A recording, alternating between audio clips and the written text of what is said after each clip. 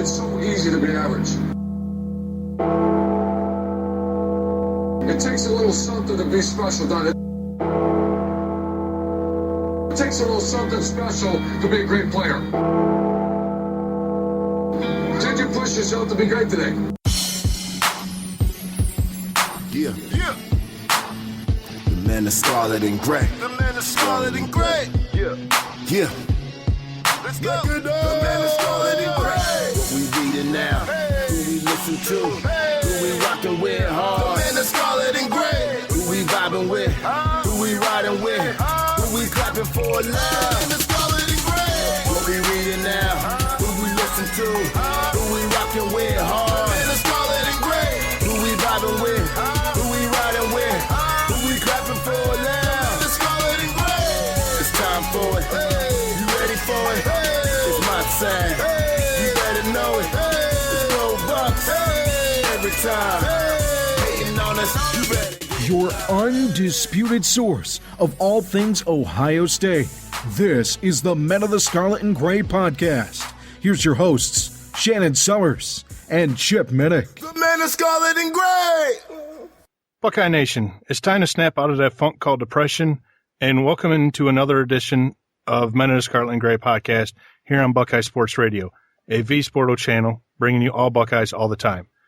I'm Shannon Summers, a contributor and editor at menofscarletandgray.com. As always, I'm thrilled to be joined by my colleague, Chip Minnick, who is also a contributor and editor at menofscarletandgray.com. How are we doing today, Chip? And are you ready to bring our listeners out of the dumps following that loss? Yeah, let's turn the page and let's get talking about the game. There you go. Today on the show, we'll be reviewing the Sparty game. We will discuss the game, as we just said, with Anthony Broome from Maize and Brew, also David Mormino from, I believe it's the Big House Report. We also have been sent some great questions for our Ask MotSaG segment, and of course, we will do our MotSaG Pick'Ems. But before we get into it, we want to remind you to download the free Buckeye Sports Radio's iOS and Android apps so you have your Buckeyes with you wherever you go, and follow the channel on Twitter at Buckeyes Radio.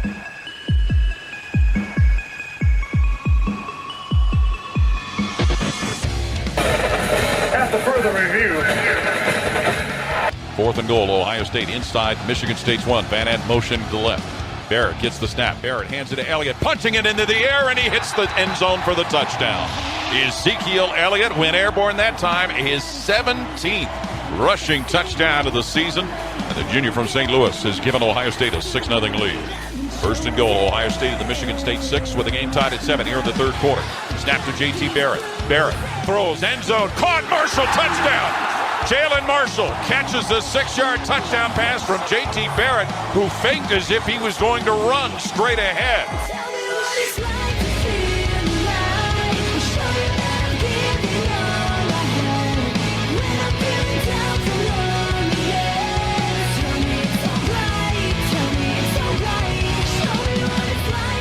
Okay, Chip, we are going to, I don't want to do this. It's painful, but I mean, I know it's even more painful because you were sitting in the stands. So I will let you go ahead and start off the autopsy. Yes. All right. Well, let's just get everything out in the open. For one thing, you are correct. I was in the stands. I was up in C-Deck. I'm very grateful to my cousin John for the ticket. John obviously had no control over the weather. It was very cold. It was very wet at first, and then it became cold. So, but needless to say, one of the things that kind of irked me afterwards, I heard some fans on my way out of the stadium trying to make the excuse about how the rain impacted the game. To me, that, the rain is no excuse. The reason why I can say that so directly is it rained on Michigan State also for the first time in a long time, if ever, for lack of a better word. We got a full taste of trestle ball. Ohio State, when they punted the ball with 4 minutes back to Michigan State, I even said to my cousin John, look out, because they're just gonna drain the clock. And sure enough, they did. For bringing it up about Ezekiel Elliott, I'm obviously not happy with Ezekiel Elliott's choice of forum, for lack of a better word. I would have preferred that his criticism of the coaching staff and the game plan would have been behind closed doors. and listening, over the past several days to former Ohio State players like Dee Miller and Kirk Barton and Matt Finkus and Bobby Carpenter and Jim Lachey, that's pretty much the consensus. But I agree with Coach Meyer when he says that this topic is squashed, over and done with, so I'm not going to blame him. One thing I would like to address, a few weeks ago, you had a little rant about Ohio State fan behavior. I'd like to address that real quickly, and that is some poor fan behavior I witnessed firsthand at the tailgate and my cousins and his friends' tailgate prior to the Michigan State game. Just to kind of give a quick background, some Michigan State fans that are friends of my cousin and his friends were at our tailgate at our invitation. We were getting along well. They actually thought Ohio State was going to win, especially when speculating that Connor Cook wasn't going to play. A fan came up out of nowhere, just all of a sudden got in somebody's face. It was embarrassing. It was uncalled for. Just to put it in a completely different perspective, after the game, walking out, soaking wet, I congratulated 3 young men, 3 Michigan State fans, for a well-deserved victory. All 3 of them immediately thanked me, and all 3 of them immediately said, beat Michigan next week. So there's a time and a place, and whoever this young man is who decided to come up uninvited, unsolicited, and try to provoke an incident, he should be ashamed of himself. Besides, myself and my cousin and others apologizing for this individual's poor behavior, other people saw what he did and they were embarrassed. But that's, like I said, I mean, there's a time and a place, and it was neither that. So those are my quick rants on everything that happened within the game. Ohio State, they had 5 first downs, 45 total offensive plays. As I said, a taste of trestle ball doesn't taste too good going down ourselves. So a lot of blame to go around, that's for sure. Yeah, I agree. Sorry that you had to experience something like that. It really drives me crazy. I mean, this is Ohio State. This isn't, I don't know what schools, this isn't the SEC. That might be wrong because I've never been to an SEC game, so I don't know how their fans are. So I apologize for that one. But it's a game. Let's have some fun. We don't need to be mean to other fans and stuff like that. That's uncalled for. I think a lot of Ohio State fans this year have lost their minds, especially when you see people calling for Urban Meyer's head. What is wrong with you? Yeah. The man has lost, 4 games. 4 games in 4 years. Come on. Win a national championship. You guys are insane. I mean, you want perfection. Okay, I understand that. There's a higher expectation here at Ohio State. But at the same time, you're not going to win every single game. That's just plain and simple. Well, I thought after the game, as I said, give credit where credit is due. I think Mark D'Antonio, the game plan he put together, because let's face it, Connor Cook was obviously the preferred choice. And Michigan State, they were able to win on a rainy, windy field, with their second and third string quarterback. And, that basically Ohio State, as I said, very conservative game plan. One of the worst plays I've ever seen. They ran a shovel pass to Nick Vannett up the middle. Nothing against Nick Vannett, very talented young man. But the idea that, all right, well, you have so many more explosive players skill-wise offensively, the idea that let's run a shovel pass to the tight end, thinking that would ever be something that would be not only a big gainer, but something that would catch Michigan State by surprise, was just completely perplexing. The one thing, if there's a silver lining, or I should say something to keep in mind, that a lot of people compared the 1998 loss to this loss. I think of it as a silver lining. We talked about this last week. I still say the 1998 loss was worse. And the reason I say that historically is, Ohio State was ranked number 1. Michigan State, they wound up the year, they were unranked when they came into Ohio Stadium. They wound up 6-6. And the big difference, in talking with cousin and his friend, okay, this was a highly ranked Michigan State team at the beginning of the season. when I kind of looked at the various opponents, I said Michigan State would be the toughest opponent. And as the season progressed, I thought, well, maybe the Wolverines would be. And not only immediately said, Michigan State deserved to win this game, but we kind of said to ourselves, maybe this sounds just like, kind of 5 stages of grief or acceptance or whatever. We came to the conclusion that, all right, if you had been told at the beginning of the season, Ohio State's going to lose a game, who would you want it to be to?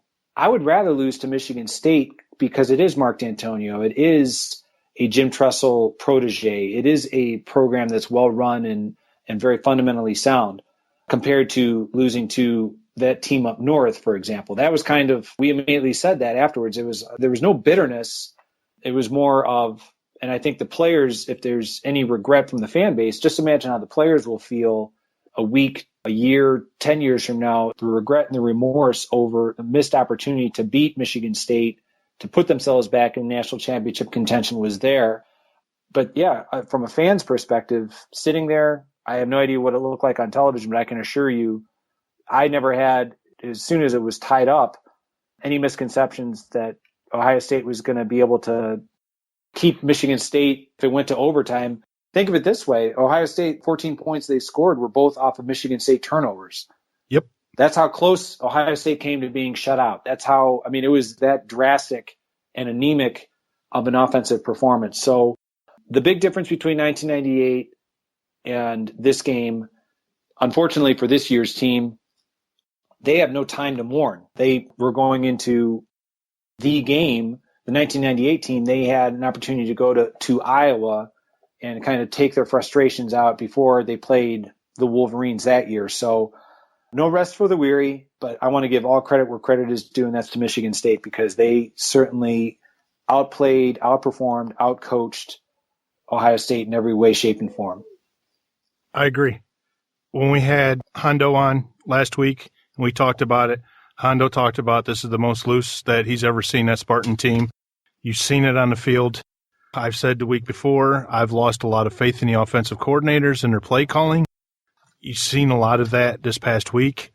But also at the same time, you being there, the wide receivers are not getting any separation in order to be able to throw it downfield, in order to be able to get the 10-yard slants or the outs or anything like that. Am I seeing the same thing? Or you are. Actually, I have a theory about it's not just the wide receiver separation, and that is, I know Ed Warner wanted the offensive coordinator position, and I know Urban Meyer wanted Ed Warner to have it. Obviously, he wouldn't have given it to him. But right. The theory that I have is, and it kind of impacts the wide receiver separation, is that Ed Warner being the offensive coordinator is hurting the offensive line play, because the offensive line has not played up to the standards of last year. And I'm not suggesting that they're going to always play the way that they did against Alabama or Oregon, but the offensive line play, they're not giving JT Barrett the protection necessary to allow for longer pass plays. It just seems that JT Barrett, his play has regressed. I think that's because of inconsistent quarterback decision. First, we're going to go with Cardale, and then mid through the season, we're going to go to JT, and then JT had the disciplinary issue. It just seems like there's just a big convoluted mess. So, like I said, it's purely a theory. I do not believe Tim Beck is going to be fired. I realize online there are a lot of people calling for that. One thing that people need to realize is that in Urban Meyer's coaching career, he has never fired a coach. So I think the fact that Urban Meyer says, I'm going to be more directly involved in the play calling, I think that's a step, a positive step, towards rectifying this situation. I think the offseason is going to be very interesting to keep an eye on as it relates to Ed Warner and Tim Beck, not necessarily in terms of job security, but in terms of the approach and in terms of making sure everyone is going in the same direction as Urban Meyer wants the offense to go. I agree. I know you and I have talked about this between ourselves earlier in the season. I can't remember which game it was. Maybe it was after Western Michigan or Northern Illinois. But it's my understanding from some people that I've heard from that Urban Meyer reached out and was actually talking to Tom Herman, that they still have a close relationship. And at that time is when Beck got moved up to the press box and the plays were starting to get called from the press box. Now, is it Beck not understanding the offense being in the first year? I don't know. Is it the simple fact of there's something between Beck and Warner? I don't know. This kind of reminds me of 2013 with the defense, except for now it's the offense. I mean, 2013 we had Fickle and Everett Withers. Everett, you're right. So you had the issue between Everett and Fickle. Didn't really seem like much of an issue, but something was going on that we're giving up big chunks of yardage. And then all of a sudden they go out and get a great coach like Chris Ash. And unfortunately, my fear is he's going to be gone after this year. My fear is also going to be that Warner's going to be gone. I don't know if he's going to keep Beck on. We don't know what's going to happen as far as the turnover, but you're going to see a lot of turnover from the coaching staff. I agree with that. I'm not sure if any of the audience happened to see something that I retweeted in the early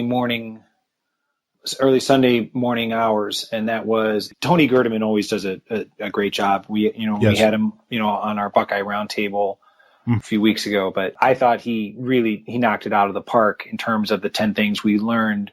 And I don't want to ruin the suspense, but go back either on my Twitter timeline, if you follow me on Twitter, on the ozone.net, and find Tony's article, because when you read it for what it's worth, the issues that I just rattled off and that you pointed out, Tony addresses those and so much more. So I think it's going to be, for lack of a better word, an interesting offseason. That's the easiest way I can say it. That's not any inside information. That's not speculating on anyone's job security. I just think it's going to be an interesting offseason. Exactly. I know I've seen on Twitter, why didn't we hire a younger offensive coordinator and this and that and blah, blah, blah. Well, Ohio State was kind of behind the 8 ball before they can hire an offensive coach, another code coordinator or QB's coach in order to replace Herman. Even though we knew he was leaving, they still weren't doing anything until after the national championship game. So it kind of put us behind the 8 ball and kind of limited our options. I'm not saying that Tim Beck's the wrong coach. This year, it hasn't worked out. The quarterbacks haven't played to the expectations everybody thought. The offense as a whole hasn't played the way they're supposed to.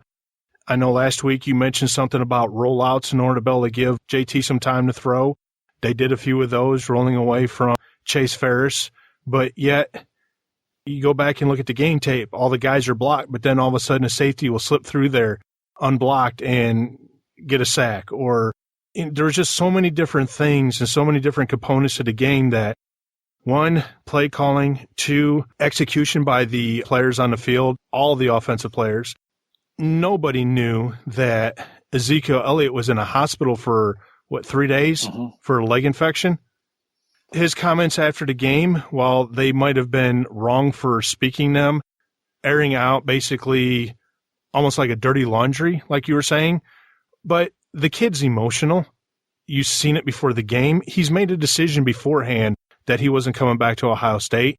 He wanted to give his all and put it all out there, and I don't think that he felt like he was the position in order to do that, and I think that hurt him more than anything. I think Brandon Castell of Bucknuts, he had another interesting point, and that is for all the people that are wanting Tim Beck fired, keep in mind back in 2013 in the Big Ten Championship, it was Urban Meyer who said on that 4th and 2, no, we're not going to give it to Carlos Hyde. Let's give it to Braxton Miller. So I commend Coach Meyer for saying a lot of the play calls ran through him. And I think back to last week with what some of the things that Hondo Carpenter said about Pat Narduzzi being the kind of coach that could go into Mark D'Antonio and say, what are we doing? Or, why are we doing it this way? And actually Brandon Castell's assertion that kind of coaching personality, maybe that's what Urban Meyer lost when Tom Herman left. I've heard fans calling in saying, we got to get him back. I don't know how to break it to you. Tom Herman is not coming back. No, he wants to be a head coach. He's the head coach at Houston. He has many opportunities to go to potentially bigger and better programs than the University of Houston. So anyone that is holding their breath, I'll get you a tank of oxygen because it's not happening. Okay. It's just not. No. And I mean, So he just got a raise to $3 million or something like that. Yeah, and it's not happening. fans are like, let's give him, $3.5-4 million to be a coordinator. Right. That's all fine and dandy. And yeah, Ohio State can afford that. But bottom line, his heart is that he wants to be the man. He wants to be in control and he wants to run a program. And he's earned that. Exactly. You can throw whatever money you want at him. It's something that he wants to do. He's earned that right. And either he's going to stay at Houston and keep building what he has, or the Brinks truck is going to back up with even more money than what he's going to be making now. And he's deserved every single thing he's done. I know last year on the show, there were times when we were sitting there like, what is he thinking? He tries to outthink himself, tries to be too smart. Exactly. You don't know what you have until it's gone. And man, but turnover is inevitable. That's just bottom line. You are listening to Men in the Scarlet and Gray podcast on Buckeye Sports Radio, a V-Sporto channel. You know that feeling that you got in the pit of your stomach the night before Christmas? Now times it by 1,000,000.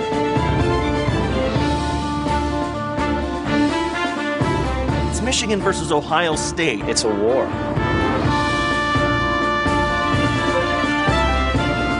It's been going on for 100 years. The maize and blue versus the scarlet and gray. Good versus evil. Michigan people aren't to be liked. This game makes or breaks the season. Hardcore smash mouth football. That's where I learned hatred.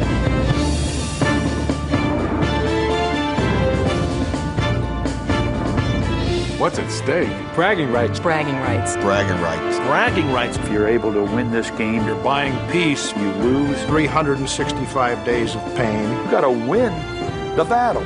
All hell will break loose.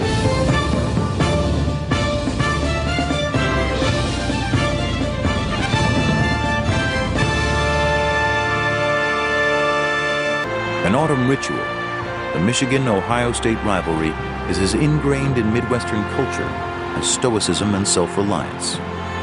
Like the fruits of the season's harvest, the game is a gift, a cycle of life that links generations and bonds hostile neighbors. Because beneath the bitterness that coats their epic feud, the teams grudgingly maintain a mutual and abiding respect. They are companion pieces in history, each side's legacy continually tied to the other. One of the things that makes the Michigan-Ohio State game so great and separates it from other sports rivalries is not only does it happen once a year, it happens at the same time every year. And all great traditions in most cultures happen at the same time, so there's a sense memory of when it happens. So you feel like you're not just seeing a game, you're seeing a historical event that you remember. It's a beautiful thing.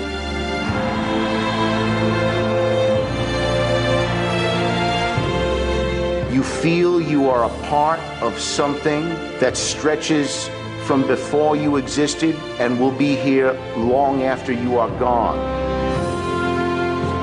The way it was with our grandparents, it's the way it was with our parents, it's the way it is with us. It's the way it's going to be with our children and grandchildren. The cold, dark, forbidding sky of that late November day in Ann Arbor or in Columbus. It does set a tone for the whole winter with either being the victor or having been humiliated by your rival. If you don't think it's a big deal around here, ask the guy who lost it. It's a stigma you carry for 364 days until you get a chance to remove it and get that blemish off your soul.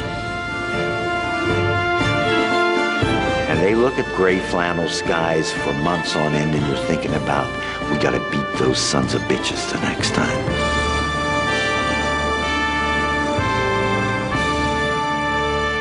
How do you make Michigan cookies? Put them in a big bowl and beat them for 3 hours. What do you call a Michigan Wolverine with a national championship ring? A thief.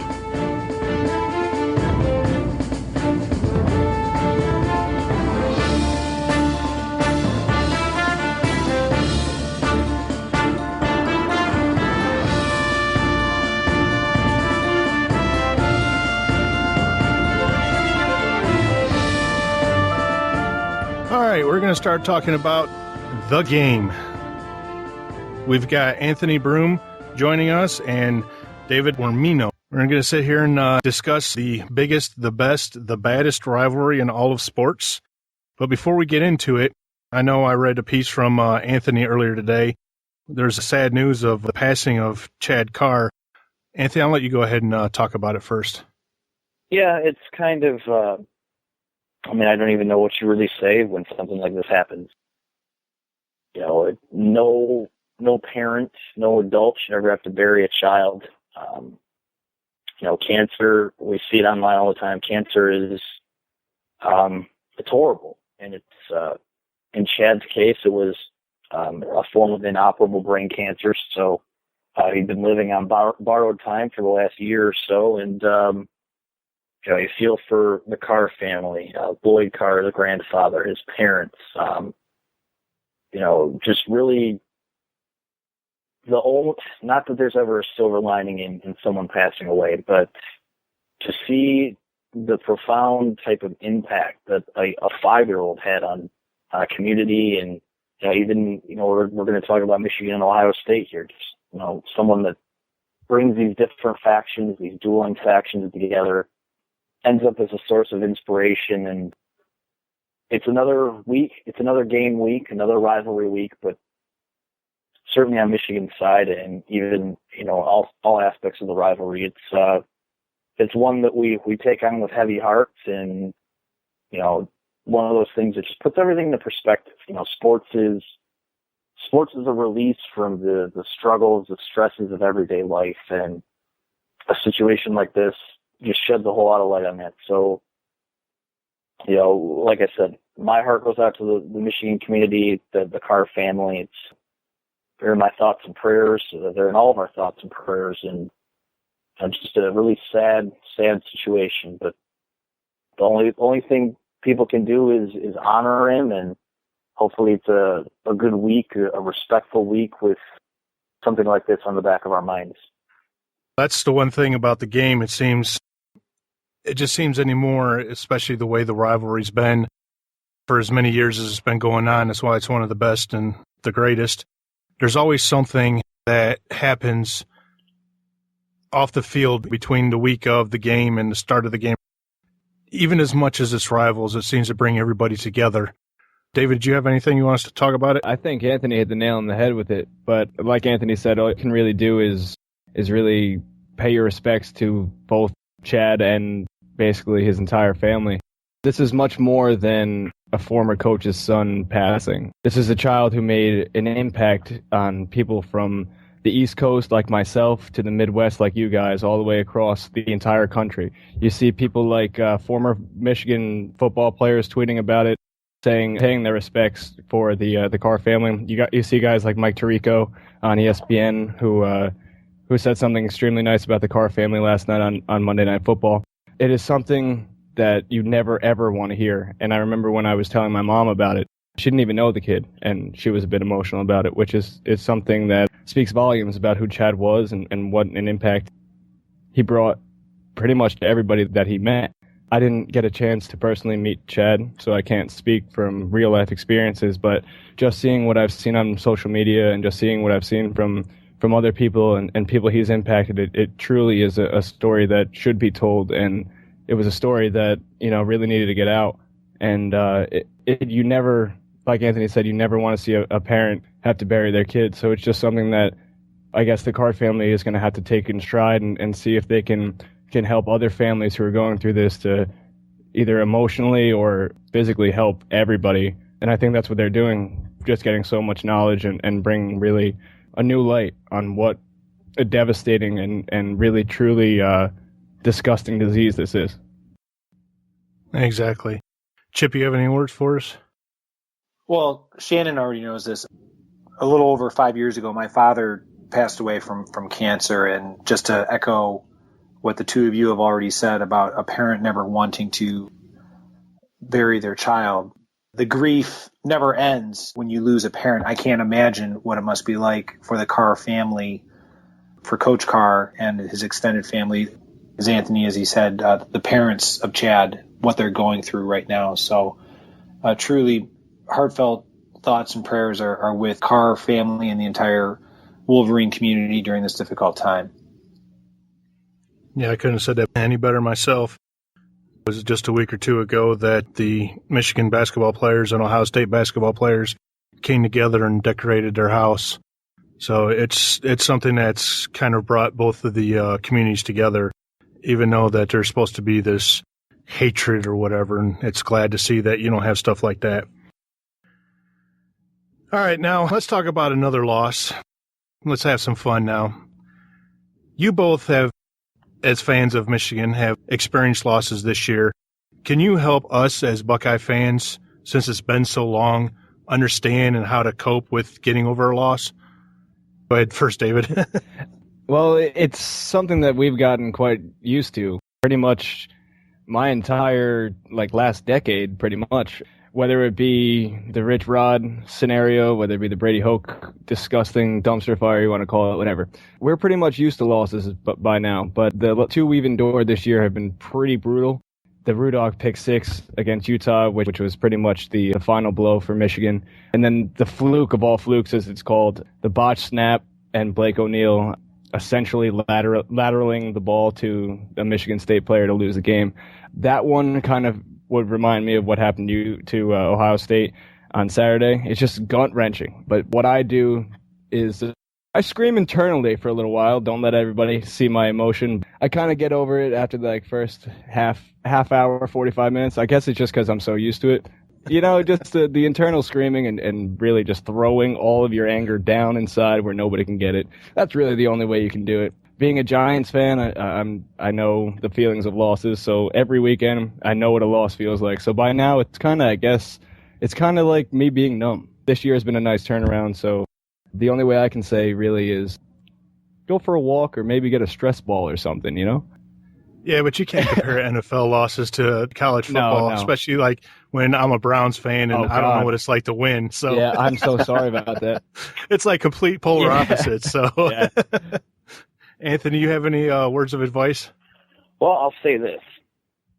If the two factions of this rivalry are united in anything extra this year, it's the fact that Mark D'Antonio had his team pull a fast one on the road both times, never led in either game until the clock hit 0. That's disrespectful. Yeah. I don't want you talking down about the team like that. Hey, yeah, it's your big. Your little brother. Oh. Yeah, I don't know how you get over that. I feel like Michigan's maybe was a little more heartbreaking because and I'm not here to compare which loss was worse. Ohio State should have won that game. Michigan State was playing their second and third string quarterback. There really was no excuse to lose that game, whereas Michigan's was, it was, there were things they could have done better. I think in both games, both the Wolverines and Buckeyes left chances to, sort of put yards up on MSU's not so great secondary. It's not what it has been in recent years. I feel like both teams left yards and opportunities to score on the board in that regard. Michigan's, that was shocking. And they both were shocking, but I feel like Michigan had that bye week to kind of, let everything settle down and let the dust settle, whereas Ohio State is in a spot now where you can't exactly say they're reeling, but, they've got to get back on the horse pretty quickly here because it is Michigan week. It is the week of the game, and they're going to have to go to Ann Arbor. They're going to play a really, it's a Jim Harbaugh coach team. He'll have them ready to play, and, I think they'll bounce back because they have to. But I don't know. As a fan, all you can do is, you shake your head. It's okay to be shocked, but at some point you just move on to the next one. I guess I don't know. Like I said, it was different circumstances each time, but I don't know if there's anything I can say that make you guys feel better about what took place over the weekend. If you guys had Brady Hoke as a coach still, he wouldn't have kicked the ball. So, right. You got that to hold on to, right? Yeah, hindsight's always 20/20. All right, Chip, you got any questions? Yeah. Chip, you have any questions for our friends here? Yes, absolutely. This week with Ezekiel Elliott and not only Ezekiel Elliott, but Cardell Jones.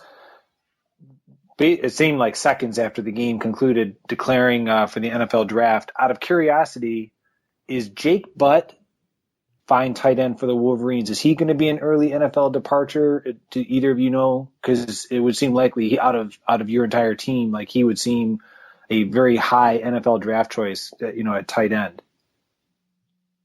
Anthony, go ahead. My bad. No, you go ahead, sir. I talk too much.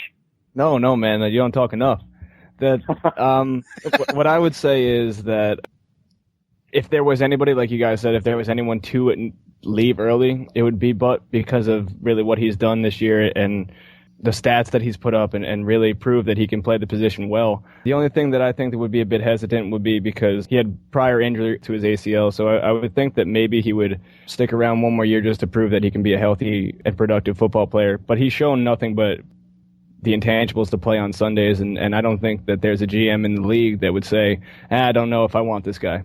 He's great on the field, he's great off the field, and he doesn't really seem like a guy who'll be like the Eric Ebron or the Devin Funchess, where you'll have to worry what guy's going to show up each day. I think that he's a lunch pail type player, and I think that if he does choose to go out, more power to him, because his name is fresh in a lot of scouts' minds because of how much Michigan has played on national television and how much Jim and Jay Harbaugh have used him.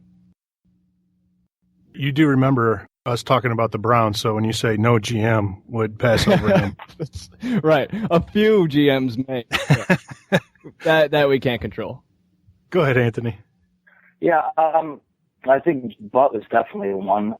If I'm not mistaken, I think Mel Kiper right now has him as like the second-rated tight end. If I were him and that was the kind of grade I get back, yeah, I probably am leaving.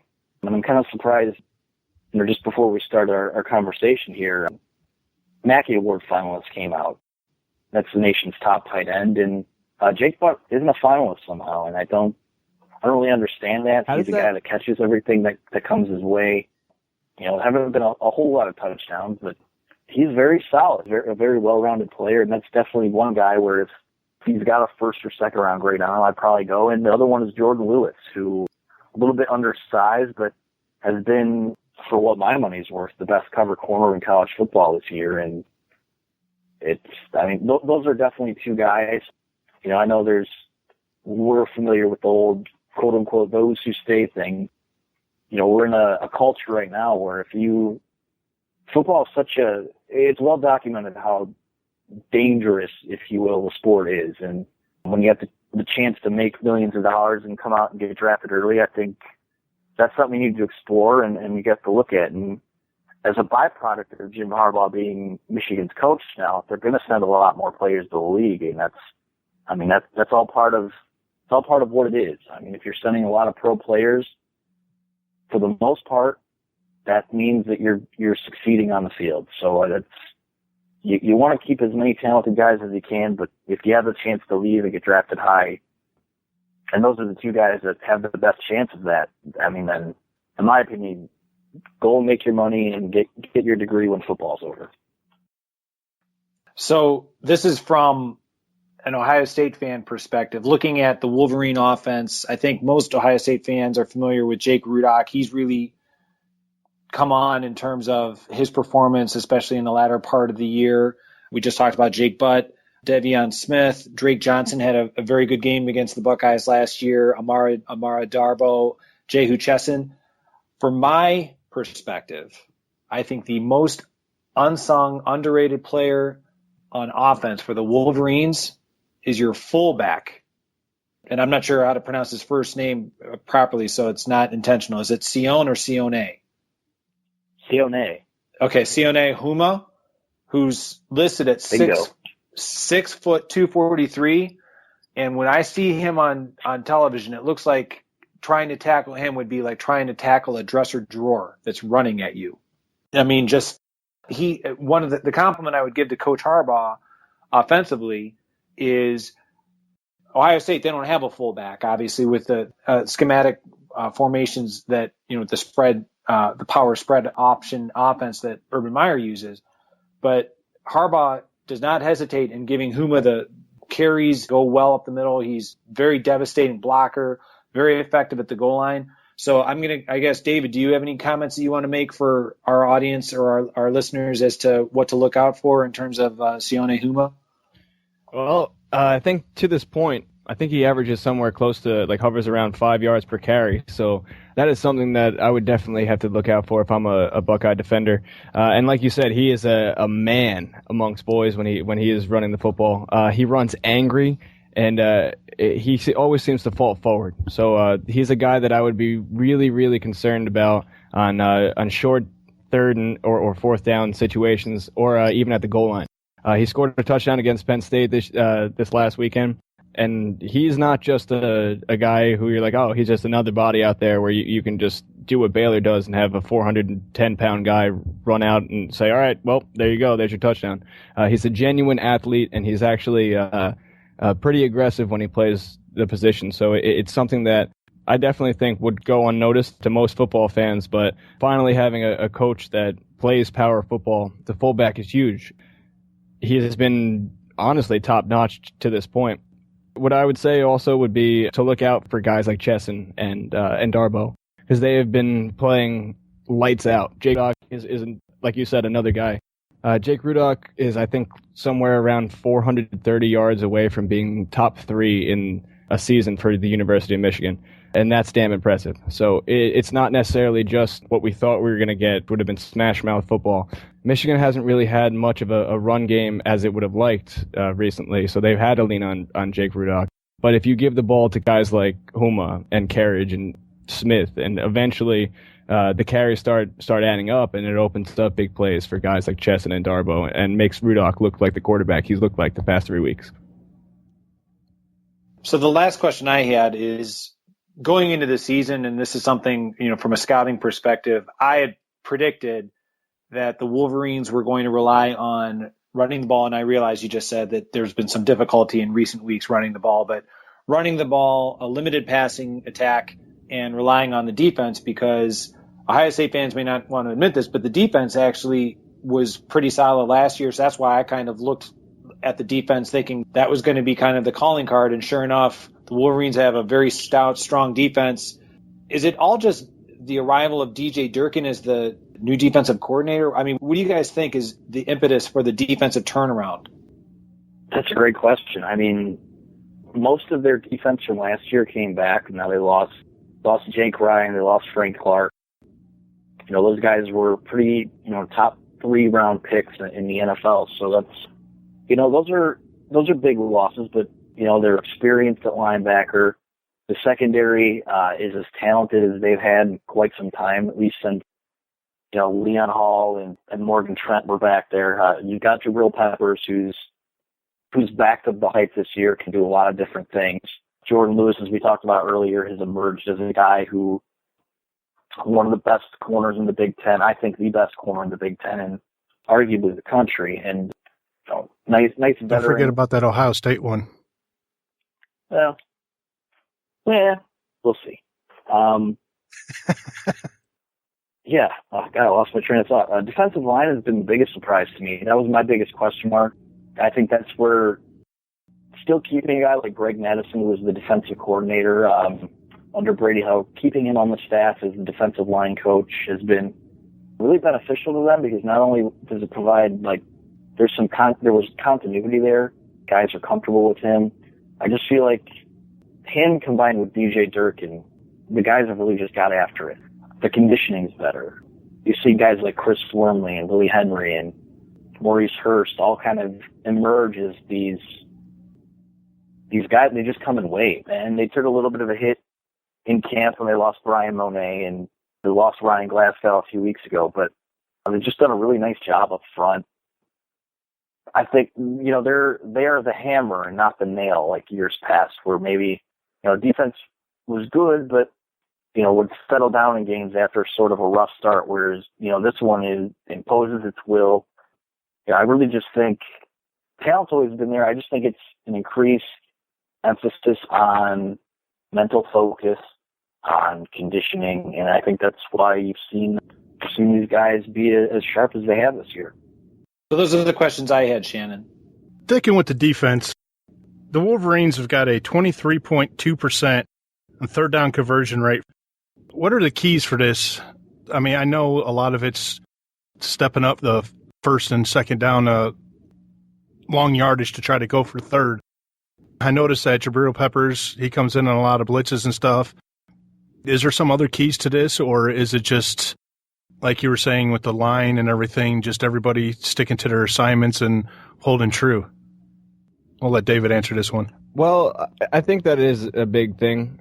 Obviously, sticking to your assignments and staying true to what you believe in has got you to 9 wins at this point. So just because Ohio State's here doesn't mean you're going to throw it out the window. I think a big key is really doing the little things. It's going to be plugging up the middle when Ezekiel Elliott starts running the football, because you know what happens once he starts getting hot. He's almost unstoppable. He's one of the best running backs in the country, and Michigan the past 2 or 3 weeks has been letting up huge chunks of yardage to running backs, which is kind of a little bit scary when you consider who they're facing next.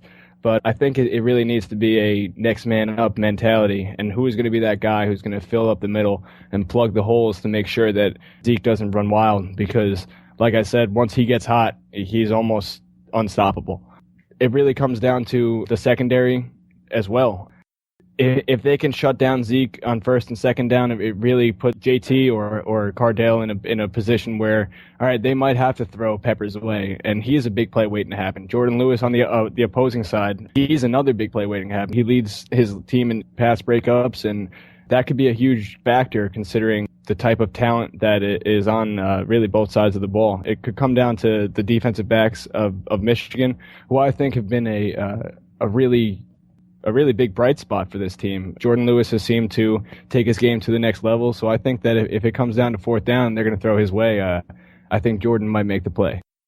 Now, before I toss it over to Anthony, when I was saying about watch out for that Ohio State cornerback, can never, ever doubt Conley's coverage and his, pass breakup ability and everything. Right.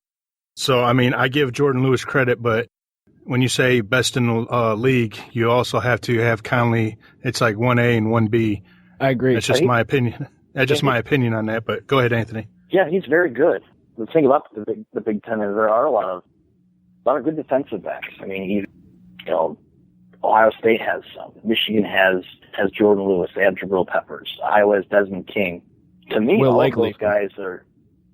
Yeah, I mean, to me, all those guys are sort of 1A, 1B, 1C. It's really, and the reason maybe I give it the edge to Lewis a little bit, because he set a school record, and almost even halfway through this year for pass breakups. He had like 19 through 8 games or something like that, which is, I mean, that's unheard of. And doesn't have a whole lot of interceptions, but I think that's also a byproduct of teams shying away from his area of the field. So I honestly don't think you could, I mean, it's really just, I don't think you can go wrong there. A lot of good defensive backs, a lot of physical defensive backs in the league. And yeah, I mean, like David said, I think the improvement from Michigan's end of things just has a lot to do with just everyone's doing their job. They're accountable to each other. Practices are more focused. Everything they do is competitive and more focused than it's been in years past. And those are the things you've seen played out on the field this year. The Buckeyes went 6-7 in 2011, last time that Michigan's beat Ohio State. Urban Meyer comes into town, takes the Buckeyes undefeated. Not even a mention or a thought of Urban Meyer getting Coach of the Year after having an undefeated season. Not a bowl to play for with the sanctions and everything. So that really takes a lot for a coach to get a team up to play like that. Now, Mr. Khaki Pants comes in after, I believe you guys went, 5-8 last year? Don't remind us, yes. 5-7 with no bowl win. Yeah, right. Show some respect. It was 5. Giving an extra loss where you don't deserve it, right? Exactly. It felt like 8, I'll tell you that. Yeah, he comes in after a 5-7 season. Right now, they're on the verge of looking at double-digit wins. And the first thing everybody wants to sit there and say is Harbaugh should be Coach of the Year. My thoughts on this, and it's a bias because of being an Ohio State fan, how could one coach be passed over and not even thought of, but then all of a sudden the alleged messiah who hasn't even won a national championship yet, he's going to be the best coach and the Coach of the Year? Yeah, I don't think D'Antonio would be the Coach of the Year either. I'm thinking of friends over at Iowa, really. Right. Actually, I honestly think that'd be my pick. I was going to say, yeah, I don't know if I would choose Harbaugh. I think I would go outside. I'd go outside the box. I'd go to the AAC, and I'd choose a former Ohio State offensive coordinator, Tom Herman. That's who I would choose. Just don't bring him up, please. We miss him. Hell of a ball coach. Yes. Yeah, even I look at a guy and I know Florida's struggled at times this year and looked like a fluky team, but I even go to a guy like Jim McElwain, who year one, big changes there, go to a more pro-style offense. You lose your starting quarterback because of the steroids thing, and they pretty much wrapped up the SEC East like halfway through the season. So, and they'll get smashed by whoever they, assuming it's Alabama in the SEC title game. But I mean, that's a guy I give a nod to. I certainly think Ferentz has a case. Justin Fuente at Memphis has a case. Tom Herman has a case. So Harbaugh's done a great job, but Michigan, if Michigan was to lose to Ohio State, and even if they are to beat Ohio State, chances are, I don't see any way Michigan State loses to Penn State. So you win 9 or 10 games, but what did you really win? I mean, you lost 2 of the 3 hardest games you played the year, and perhaps even 3 of them. So it's a great first step, a great year to get the program back on track, especially with the roster they have. I feel like, his staff has done a great job at masking a lot of the deficiencies that Michigan has. This is a 9-2 football team that they're -5 in the turnover margin. No one's really talking about that. And that's kind of impressive. They squeaked out some last-minute wins. You tip your hat to the job they've done, but there are guys out there who've done just a little bit more. And I don't know how voters are going to vote. A lot of times these guys will go with the name and the sexy pick. But if I had to vote, it's probably Kirk Ferentz, especially if they're able to finish. I assume they'll beat Nebraska on Friday. But for an Iowa team like that to go undefeated, not a whole lot expected out of them this year. Minnesota and Wisconsin were talked about as the 2 teams that could win the West. I mean, that's without a question. I mean, that's a team that I'm looking at is Iowa. Yeah, that's what I was thinking too. And one last question before we get into some kind of predictions for the game here. Michigan has 44 4th and 5th year seniors on the squad, and we were just talking about like Butt probably coming out, maybe another one or something. So you've got a lot of turnover, just like Ohio State's going to have. As far as recruiting and looking towards next year, what does the future look like for the Michigan Wolverines? I'll let Anthony go ahead first on this one. Well, there are 44 guys. A lot of those are, and they're including guys that could come back for a 5th year in that. The way that they're sort of doing that now at Michigan under Harbaugh is that you get your 4 years guaranteed, and then the 5th year is kind of a mutual option type deal. So even with 44 guys being honored on Saturday, there's a chance that some of them could come back, but most of them won't be. And actually, a lot of those guys are depth pieces. I mean, if you look at the key players that Michigan starts, they'll lose Jake Rudock, they'll lose their center, they'll lose their linebackers, but for the most part, they bring a lot back from this team. And recruiting wise, you're looking at bringing in about 26, 27, 28 guys. It'll end up being, I'm guessing it'll end up being a top 10 class, maybe sneak into that top 6 or so, but they'll have some talent coming in next year. I don't know how many instant impact guys they'll have. If they're to get a guy like Rashawn Gary, he certainly fits that mold. But yeah, most of what they have will be back next year. J.U. Chess and Amara Darwell, their wide receivers, will be back. Almost their entire defensive line will be back. The secondary might lose Jordan Lewis, but Jabril Peppers will be back. Most of those guys back there will be back. So I'm not sure how different. Still a long time away. We'll see some guys decide to transfer and what have you. There's always attrition there. So I'm not entirely sure what we're looking at for next season yet, but I do know that most of their key guys will be back. Do they improve from there? We'll see. I know their home schedule next year is pretty easy, but they do have 2 road games at Michigan State, at Ohio State. Perhaps a little bit too early for me to make some sort of what is the future live. For now, I think things are looking up. David, do you have any thoughts on it? I think, again, Anthony did a great job with that. He's 100% right. A lot of the pieces that they are losing are more or less depth pieces. The impact guys are what it's key, and who they're losing definitely isn't as impactful as the guys that are returning. It's really weighing what you've lost against what you have. What Michigan had is basically a chance to A, recruit, and B, really continue the process and the development of their current players that they have, which is something nice. And we've seen it with Ohio State. Ohio State did that model to a T, and they won a national championship with that. They recruited some of the best players in the country and even had some of the best players in the country on their current team. So it's more or less just having the positions of need filled via recruiting and learning on the fly. But who Michigan has returning and who they're leaving is completely different, in my opinion, at least.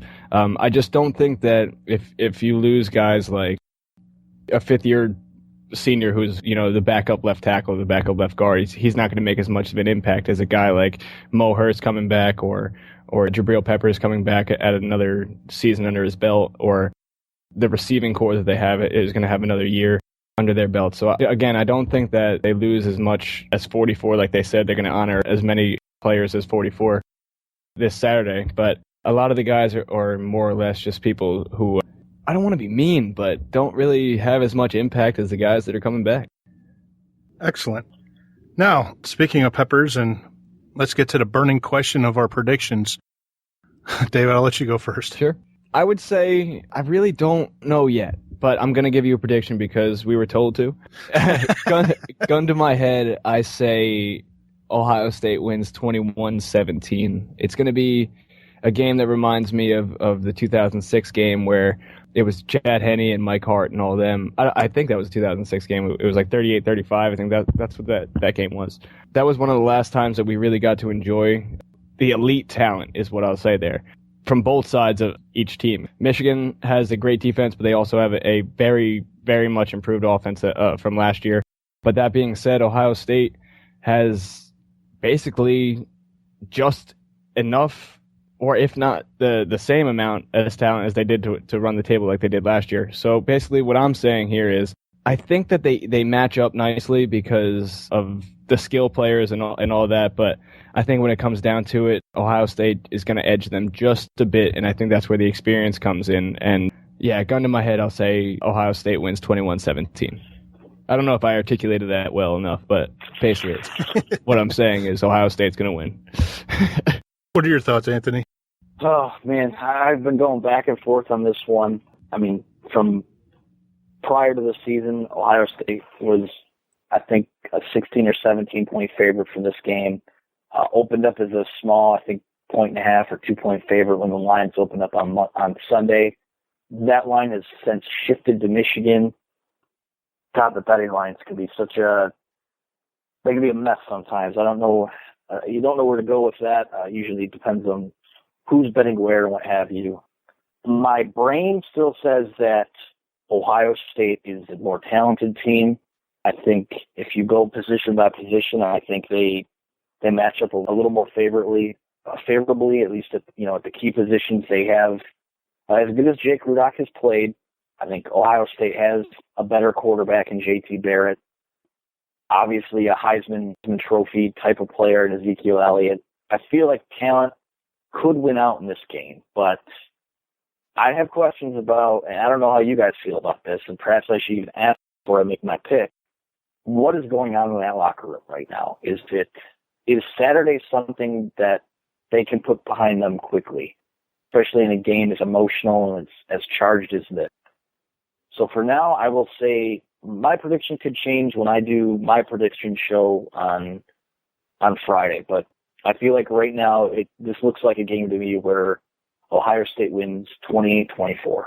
Chip? Well, I think to answer Anthony's question about the status of the locker room, I mean, that obviously is to be determined. To borrow one of Coach Meyer's phrases as it relates to Ezekiel Elliott's critique and comments on the coaching staff, Coach Meyer said that was, in his words, squashed. That that is basically behind them, and they're focusing on the game for the remainder of this week. But you're right. From an Ohio State fan's perspective, nobody knows, are there truly a lot of festering, dissenting voices and mindsets? We don't really know. But I think this game is going to be very physical due to the Wolverines. They have a strong defense, as I was praising them earlier, and I sincerely meant it. Obviously, the home field advantage is in the Wolverines' favor.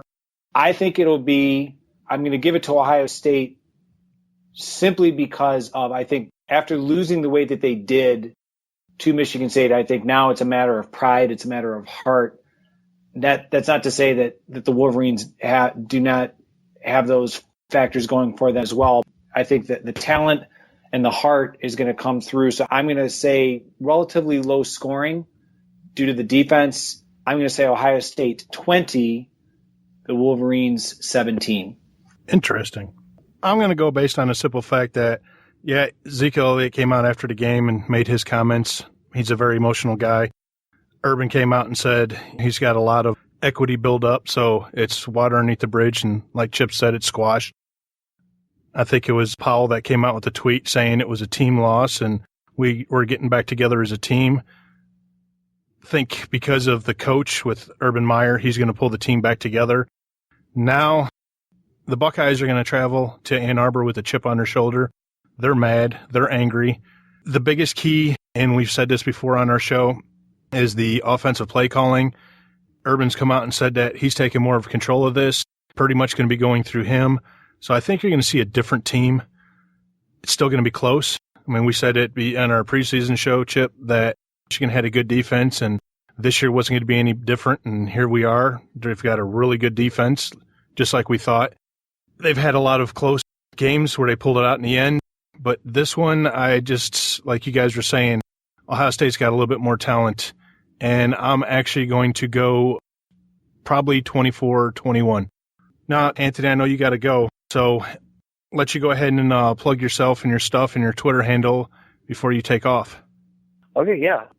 If you're ever so inclined for a Michigan perspective on this, I try to keep it pretty objective for the most part, but there's always outliers in that. But you can follow me on Twitter at Anthony T. Broome. Check out maizenbrew.com. Always interesting stuff over there. And I'll give the SB Nation site for Ohio State a plug too. Check out the guys over at Land Grant Holy Land. They do good work. Those are my bosses, so I have to butter them up a little bit. Nice. Yeah, just check out the website, and I appreciate you guys having me on.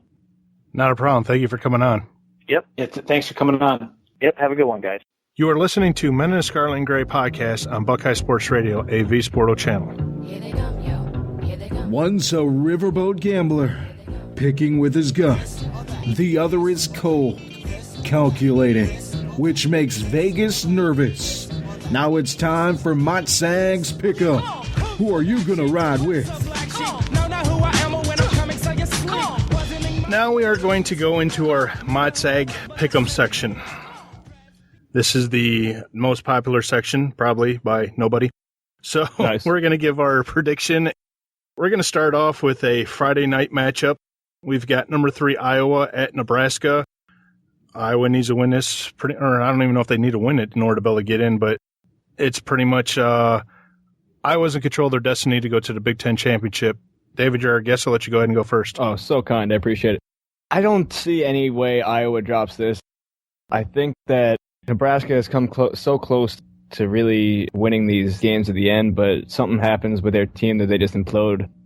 I think that it'd be foolish to pick against Iowa considering their A, 11-0 record, and B, the pretty much dominance that they're going to have over a Nebraska team that I just don't think is as good as Iowa is right now, because Iowa's hit a stride that hasn't really been seen by a team in Iowa in a long time. So it's something that is impressive in its own right, and I don't think that they're going to drop a game this close to a Big Ten championship game, especially with playoff implications on the line. If you basically lose to Nebraska, you have no shot at the college football playoff. So they have a lot more to play for rather than just a notch in their belt and another victory for them. Chip?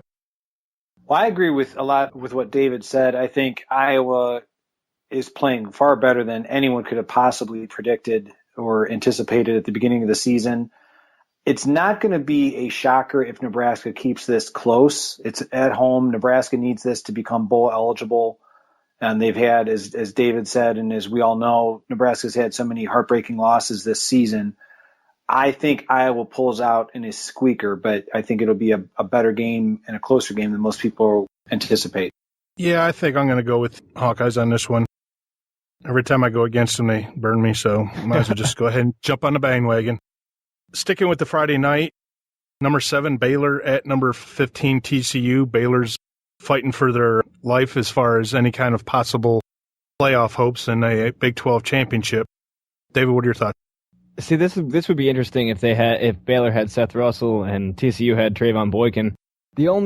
I'll say Baylor, just because I've seen what Stidham can do, and he's been impressive to this point. I mean, he's not going to give you obviously what Seth Russell has given you to this point, but he is definitely a guy who can manage a game, can take the pressure of a top 10 rated football team, and I think Baylor wins by probably a touchdown, maybe 10.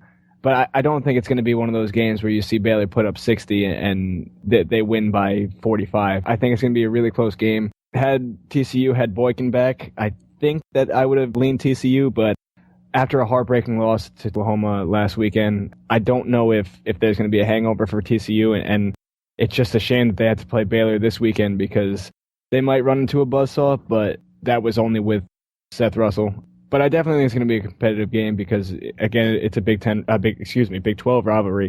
It's definitely going to be one of those games where fans are excited to see, but it could get sloppy. But, it could be a lot of fun, too. Chip? I was impressed with TCU last week considering how close, they took Oklahoma down to the wire. I questioned the decision to go for the 2-point conversion. They playing in overtime, you never know what could happen, but I agree with David. I think Baylor might have a little too much for TCU, so I'm going to go with Baylor. I think it'll be a shootout, but I'm going to go with Baylor. Yeah, I agree. I'm going to go with the Bears on this one. Moving on to Saturday's games. We've got number 17 Northwestern at Illinois. What are your thoughts, David? Yeesh. I guess I would say Northwestern. Illinois is kind of in a weird spot now, especially with all the situation going on with their coach and AD and all that nonsense. So there's a lot of headaches in Champaign right now. The only thing that really scares me is that Illinois seems to really enjoy their interim head coach right now, and they could be playing for him in order to help him keep his job. But Northwestern, led by Pat Fitzgerald, I think that he's going to rally his team and get them excited. And I think that for a chance to really leave an impact on the season, I think that Northwestern squeaks out a win. Chip? I agree. Northwestern with a squeaker over Illinois. Yeah, I think the Wildcats prevent the Fighting Illini from getting that bid for a bowl game.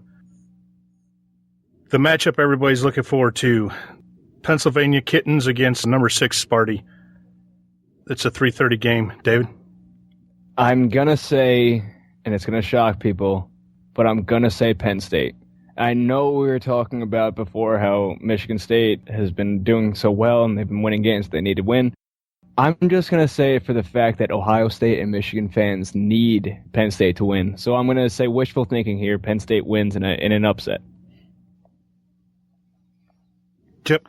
I really hope that David is correct. However, I think the Michigan State defensive line, which was so impressive against Ohio State last week, and they're going up against a far cry of a complementary offensive line in Penn State. I think the Spartans see the Big Ten East within their grasp. I look for Sparty to have little to no problem with Penn State, unfortunately, for both of our teams.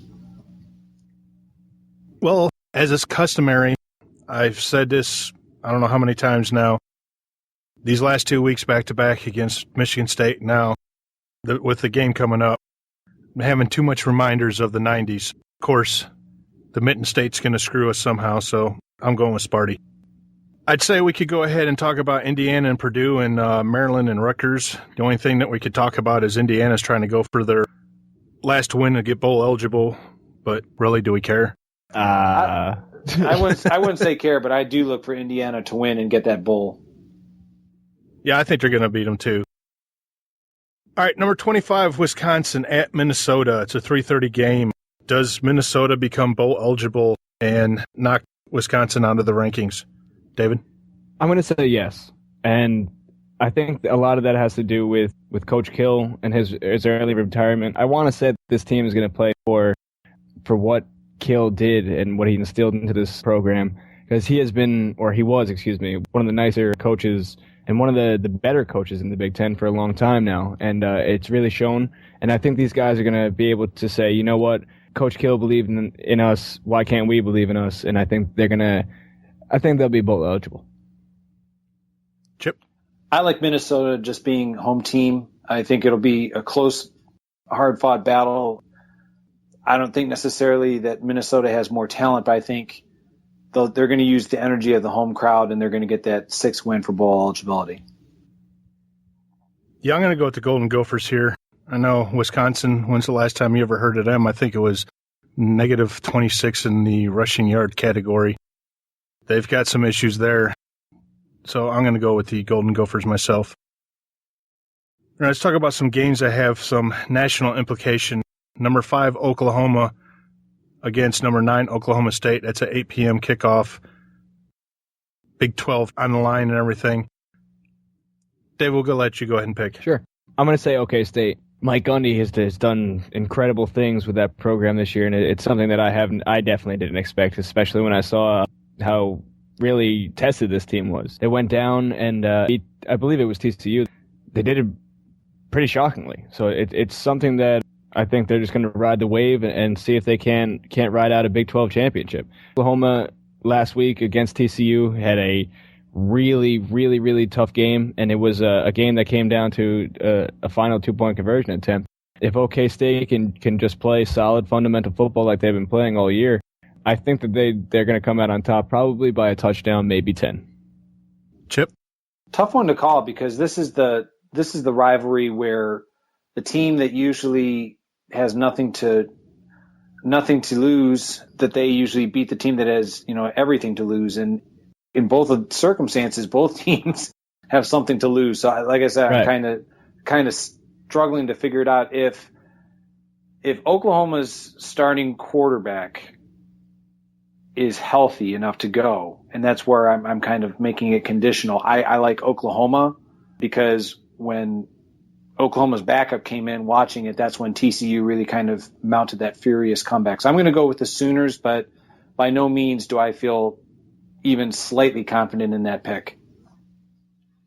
Yeah, you're right. This is a toss-up. I started riding them earlier in the season, so I'm going to keep riding them. I'm going to go with Oklahoma. Our last one we'll go ahead and go with is number 4, Notre Dame against number 13, Stanford. Notre Dame wins. They're pretty much in. Stanford wins. We're not going to be talking about the Golden Domers anymore, thank God. David, what are your thoughts? I think just for the sheer sake of people being able to hold down their dinner at night, I'm going to say the Cardinal pull off a shocker and knock out Notre Dame from a college football playoff berth. That kid, it's so disrespectful that I forgot his name, but I was thinking about him. McCaffrey. There it is. McCaffrey has been incredible. He's been kind of what Gerhardt was when he was at Stanford, just a little bit sleeker and so much more explosion. He's a guy that has really taken the Pac-12 and ran with it literally, and he's been impressive when he's been playing. So I think that's a giant factor. Notre Dame has a lot of injuries, but their backup quarterback Kaiser has been doing great. He's been doing basically everything he needs to help out Notre Dame in their quest to become college football playoff eligible, if you will. So I'm going to say in a shootout, McCaffrey is the reason why Stanford wins over Notre Dame this weekend. Chip? I think that Stanford is going to win, where I have a slight disagreement with David. I don't think it would be as much of a shocker to most people, simply because I think a lot of people were kind of looking at this game as being the elimination game for Notre Dame, until Stanford was eliminated. I think Christian McCaffrey is the best player that the vast majority of America has not seen. And it's on Fox, I believe, at 7:30. Here's an opportunity for Christian McCaffrey to earn a well-deserved trip to New York City. I'm not saying he's going to win it, but he certainly should be invited in New York to the City. table. Right. Yeah, absolutely. So I'm going to go with Stanford. Because every time I pick against Notre Dame, they seem to bite me. So just out of pure spite, because I want Stanford to win, I'm going to go with the Golden Domers. I like it. I'm not a fan of the Golden Domers. I can't say I blame you on that one. All right, David, we want to thank you for coming on. Why don't you go ahead and plug yourself? Well, I want to thank you guys for me. It's always a blast when I come on. I do appreciate you guys putting the rivalry aside and hanging out with me for the last hour or so. Hopefully you guys enjoyed the show. Of course. Thank you. My Twitter handle is at David Mormino, Mormino, or you can follow my blog or my website at TBHREPORT. Again, that's TBHREO. I can't even spell it. I'm sorry, my brain's fried. At TBH Report is easier to say. I tried spelling it out and it's harder to say, but losing my mind today. See, folks, he's a Michigan fan. That's the thing, you know? The degree. And he's from Jersey. Yeah, that's another reason why. It's a shame because all that's true. I just want to thank you guys, and I hope you really enjoyed the show, and I hope you all had some laughs, and I hope I'm welcome next time. You guys. Absolutely. Oh, definitely, without a doubt. Wait, I got one last question before I go. Go ahead. If you don't mind. Last time I was on the show, you guys asked me about Cracker Barrel. Have you guys had a chance to be back since? And have you changed your mind about any of the items on the menu? I'm boycotting Cracker Barrel. Really? I'm just going to put that out there. Wow. Man. Because of the one, the only, his pants are hideous. Oh, that's why. No, actually, I don't know. I cook a better breakfast at home myself. So. I'll have to hold you to that. Well, I don't have such staunch hatred for Cracker Barrel or khaki pants as much as my colleague. I am not even so bold as to say that I cook a better breakfast at home. I don't go out to breakfast that much, but yeah, I've been to Cracker Barrel. I seem to recall just being somewhat amazed at Coach Harbaugh's deep appreciation and love of Cracker Barrel. It just seemed like kind of out of the blue. But then again, I think Ohio State fans and college football fans in general are finding out what a treat Coach Harbaugh is, some of the amusing quirks and eccentric statements that he makes. Cracker Barrel is like so far down in terms of right.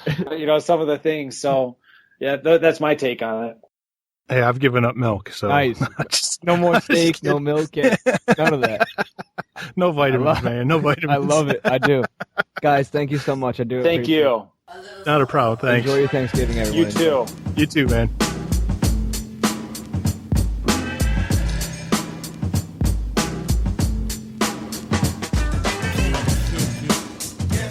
It's time now for Ask MotSaG. What's your question? Can I kick it? Can I kick it? Can I kick it? All right, let's go into our Ask MotSaG segment. Got a few questions here. Our first one will go with OSU Girl 47. How will play calling change with Urban calling the plays against that team up north? Just purely speculation. I think he will certainly be a lot more aggressive. I think Ezekiel Elliott will touch the ball more than the 11 or 12 times that he did against Michigan State. I think Brad Miller will be more involved than he was against Michigan State. I'm just going to, for lack of a better word, I'm just going to say it's just going to be more aggressive. Yeah, I agree. I definitely agree. And I don't think that after finding out about Zeke being in the hospital and all that with the leg infection, yeah, there's 12 carries. But my whole issue is, all right, if you were trying to protect him, I don't know if they were or not, but if you were trying to protect him, you do have other running backs. Mm-hmm. So that was my issue with the whole thing. Plus, they were saying on TV, you got that defensive line like that, and you keep trying to run up the middle. I mean, a few times they tried running on the outside, and the safeties kept caught up.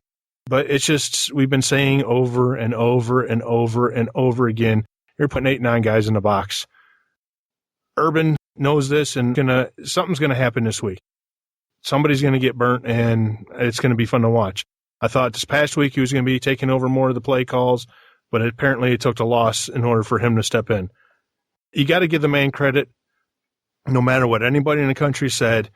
When he signed that contract with his family on that pink piece of, I think it was a pink piece of paper, mm-hmm. and everything that he went through on that contract, he has stuck true to it. He's taken a step back. He's let his assistants take more of a role and done all this other stuff. Now, since it's not working, he has to unfortunately step in and get his hands dirty. So my hat's off to him for abiding by his contract with his family. Did it cost the team a national championship? No.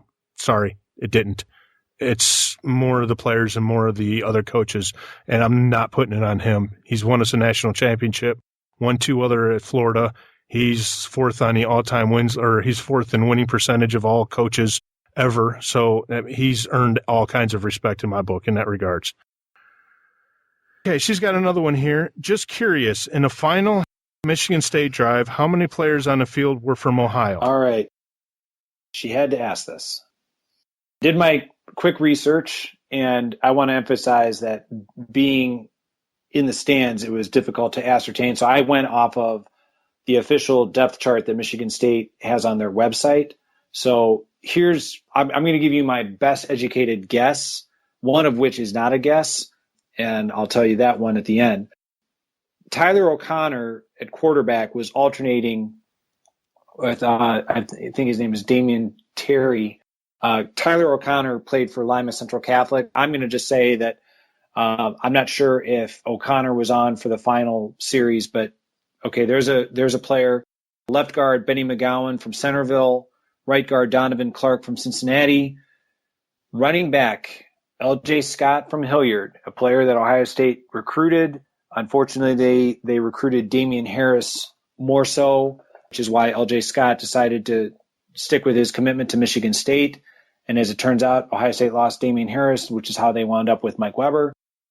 And fullback Trevon Pendleton out of Lucasville had a nice game blocking. The one player that this is going to be very galling is the player who was the deciding points in the Spartan victory, and that is place kicker Michael Geiger from Toledo.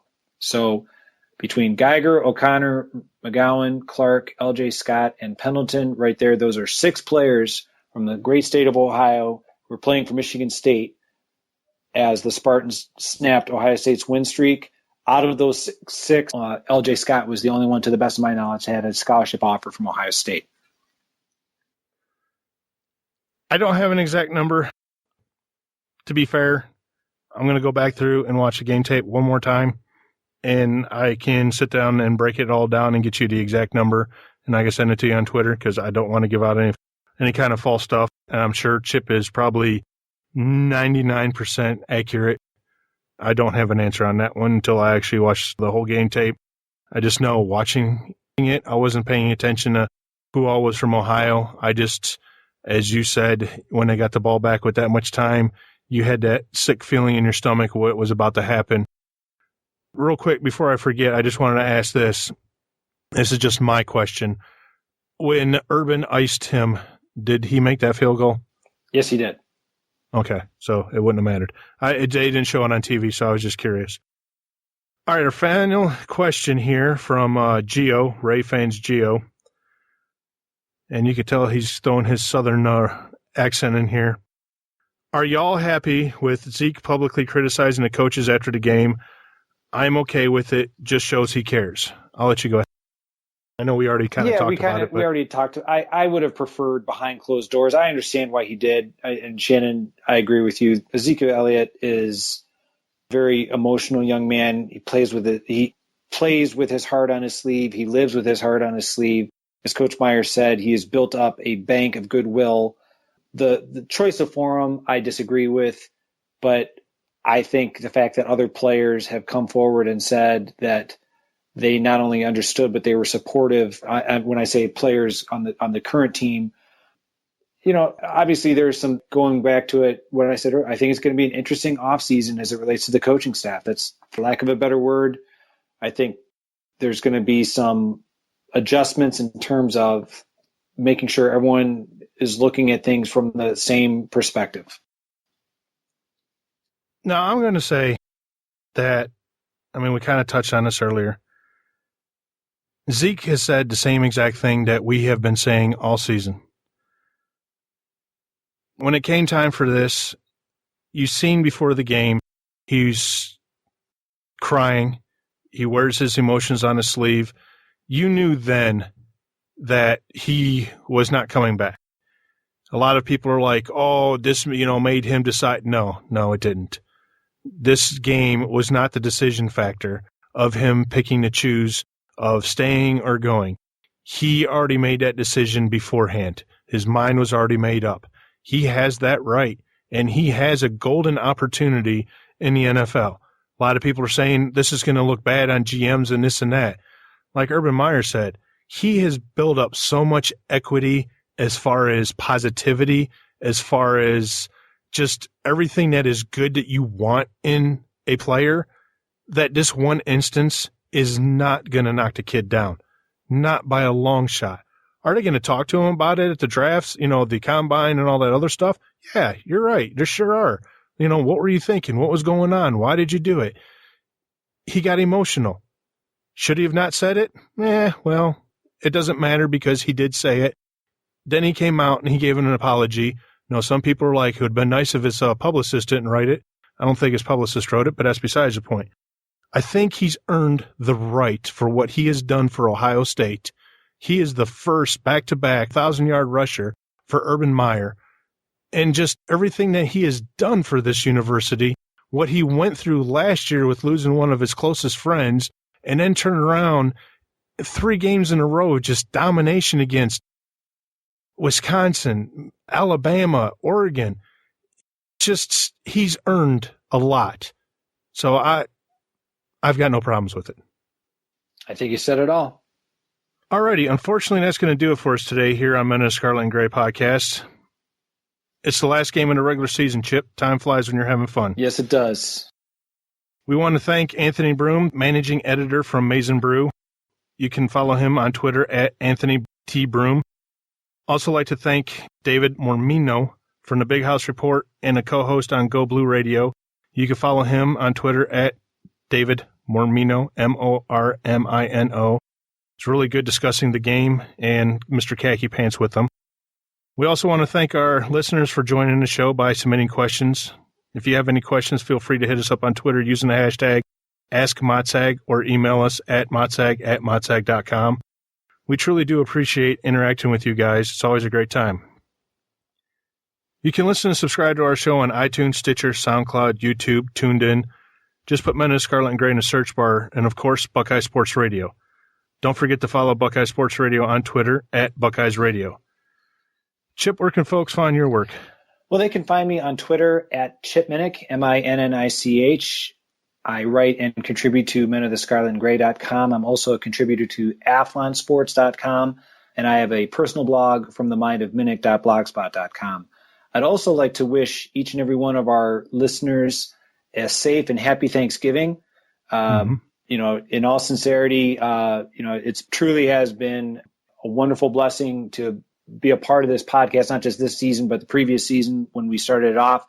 Very grateful to Shannon for everything that he does. I'm not sure how many of our listeners realize, but Shannon is truly the brains and the brawn behind what makes the Men of the Scarlet and Gray podcast so great. He gets our guests, does all the editing. So I'm truly grateful to you, my man, for all the hard work you do on this podcast. It truly is. It's a joy to do it with you every week. Looking forward to doing it with you in the off season sporadically. We haven't really kind of hashed that one out, but we'll address that as it comes. Want to make sure everyone has a happy and safe Thanksgiving. If you're going up to Ann Arbor, please be careful. Please be safe as you drive. And we talked about it a few weeks ago, but don't get behind the wheel of the car if you've had a drink or two. Just not worth it. So everyone have a safe and happy Thanksgiving. Well, I appreciate those kind words. I'm glad we don't have a video camera because people see me blushing. Seriously, I mean, it's always great. It's great working with you. I'm thankful for having a good co-host like yourself.